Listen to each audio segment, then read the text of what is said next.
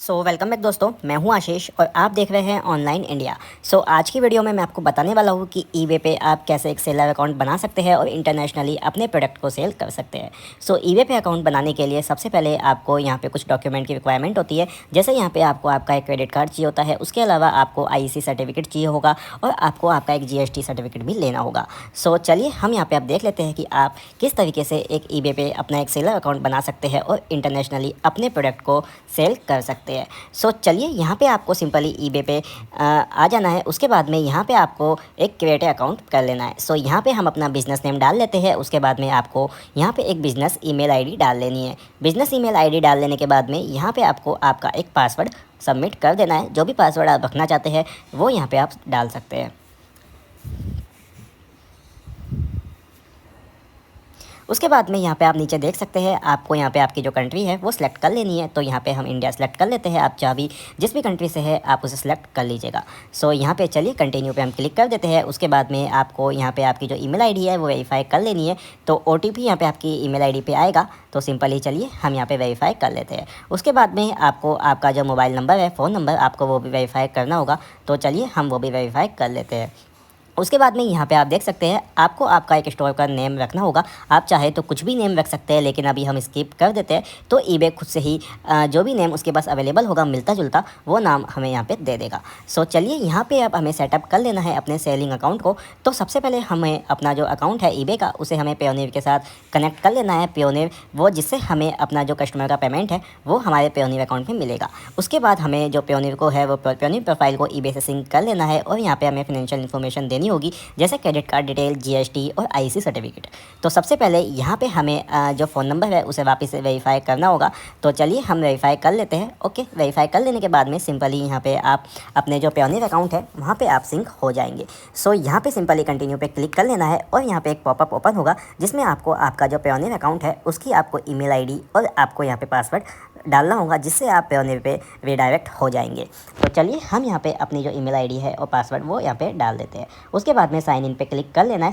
Sign in पे click कर लेने के बाद में यहाँ पे आप सिंपली पेयोनियर पे रिडायरेक्ट हो जाएंगे। उसके बाद में यहाँ पे कुछ देर में जैसे ये प्रोफाइल सिंक होगी यहाँ पे आपको एग्री कर देना है। एग्री कर देने के बाद में आपका जो पेयोनियर अकाउंट है वो ईबे के साथ सिंक हो चुका है। अब आप ईबे के जो भी पेमेंट है वो पेयोनियर पे लेने के लिए तैयार हो चुकी है। सिंपली अब आपको आपका जो क्रेडिट कार्ड डिटेल है वो यहाँ पे आपको डालनी होगी। अब क्रेडिट कार्ड डिटेल आपसे ईबे क्यों मांगता है, क्योंकि दोस्तों जब भी मान लीजिए आप न्यू सेलर है, यहाँ आपके वॉलेट में फ़ंड नहीं है लेकिन कस्टमर को आपको रिफंड करना है, या फिर मान लीजिए ईबे कोई चार्जेस आपसे मांगता है, तो वो डायरेक्ट ही आपके क्रेडिट कार्ड से डेबिट कर लेगा। आपको उसमें कुछ भी नहीं करना होगा, वो डायरेक्ट ही आपके क्रेडिट कार्ड से काट लेगा। इसीलिए आपसे वो CVV भी मांगेगा, जिससे कि कम्प्लीटली वो ऑथोराइज हो जाएगा आपके कार्ड का उपयोग करने के लिए।